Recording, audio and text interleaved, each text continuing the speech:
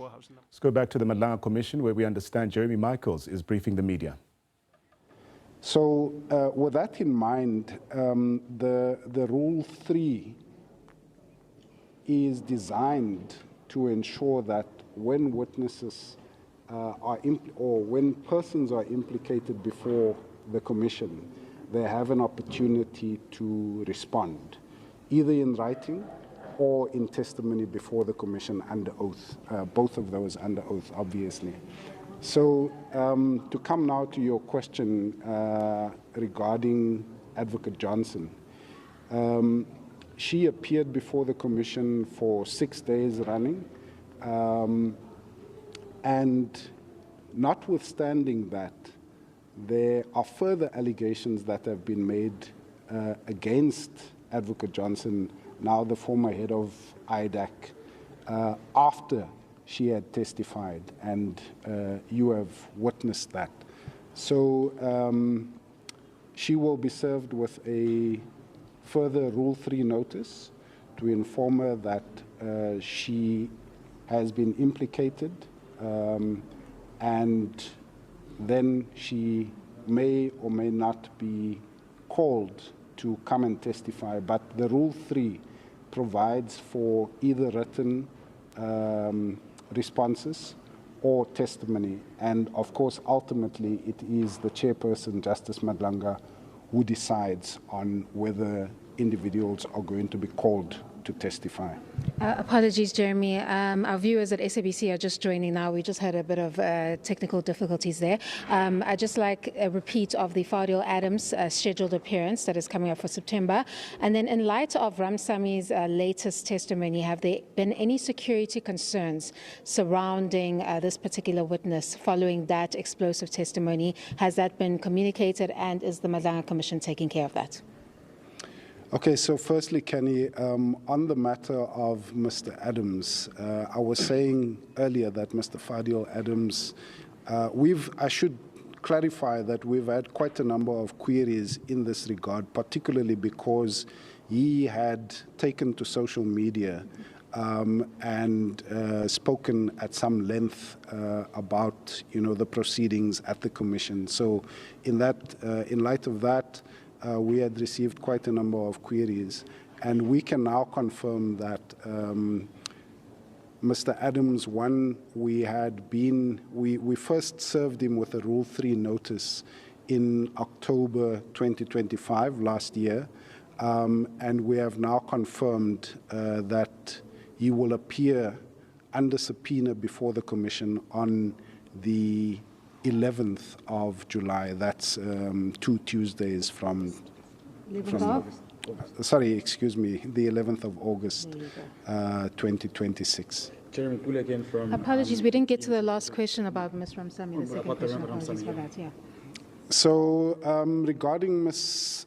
Ramsami and any other witness, of course, as you know, we don't discuss the details of security arrangements, but where necessary, and obviously it is informed by a proper threat and risk analysis, the Commission or the employers of those individuals, whichever way we decide, does provide the necessary security for individuals.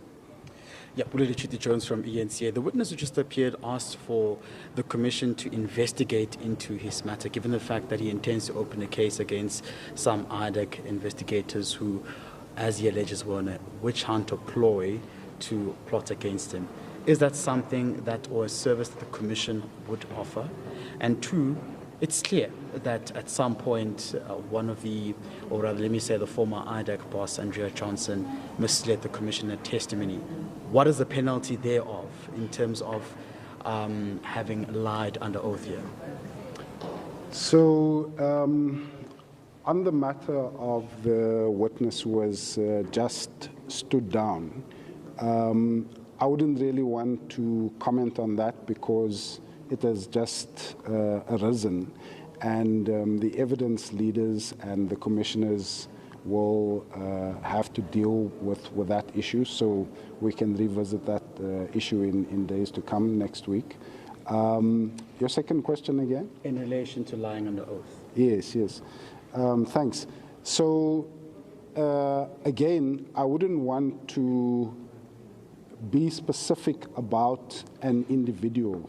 In general, both the Commissions Act of 1947, the regulations and the rules of the Commission make it an offense to lie under oath or mislead or impede the work of the Commission. There are fines, there are options of either a fine or imprisonment in that regard, and that obviously has to be determined by a court of law.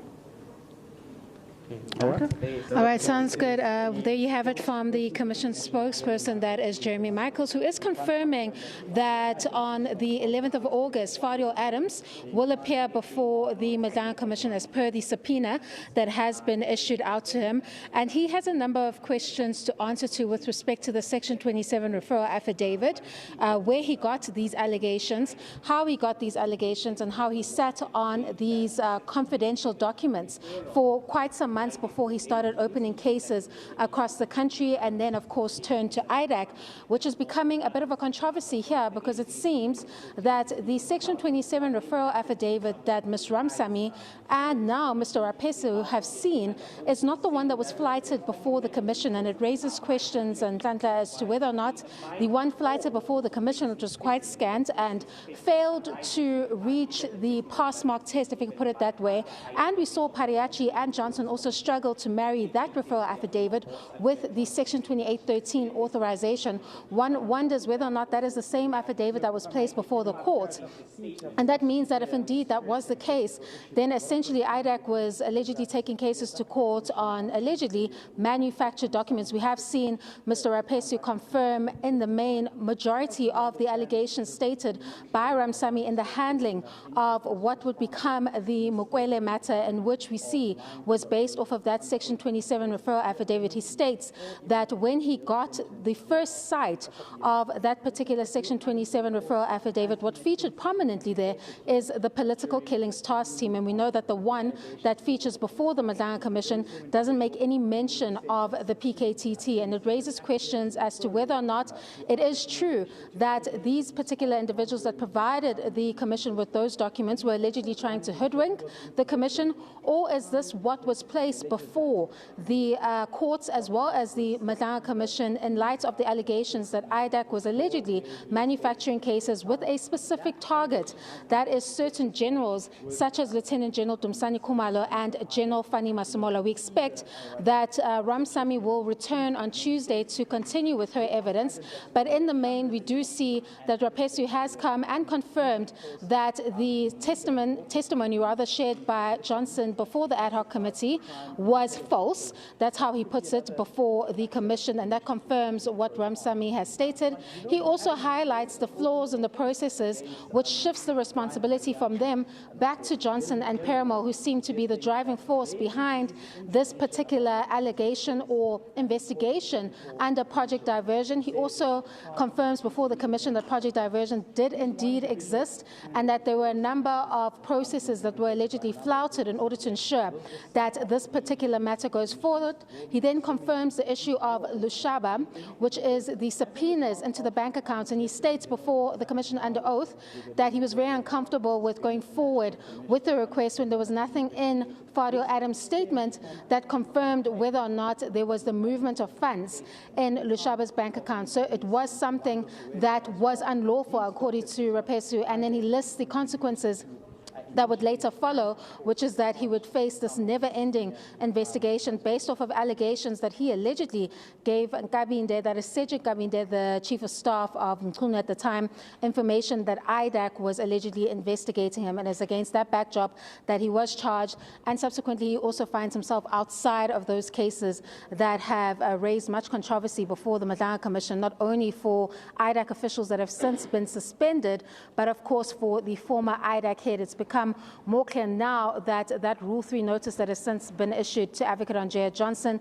may result, it's possible that she would have to come back before the Commission to explain some of these allegations, because what these two witnesses are stating, they're confirming in the main that the defense, or rather the evidence given by Andrea Johnson, is actually in contradiction to what would have taken place. So either one is true and one is a lie, and it's about the Madlanga Commission testing whether or not Advocate Andrea Johnson was truthful when she sought to distance herself from the alleged unlawful conduct within IDAC and its handling of crime intelligence cases, as you now have members of the team directly coming forward to state that this was all allegedly deliberate, rather, in order to get a target, that is those high-ranking generals within crime intelligence and the South African police services, and something which is believed or suspected to be part of a larger alleged sinister motive. We expect that IDAC evidence will continue next week, and it's far from over, as we're set to hear from Ramsamy, and there are other key role players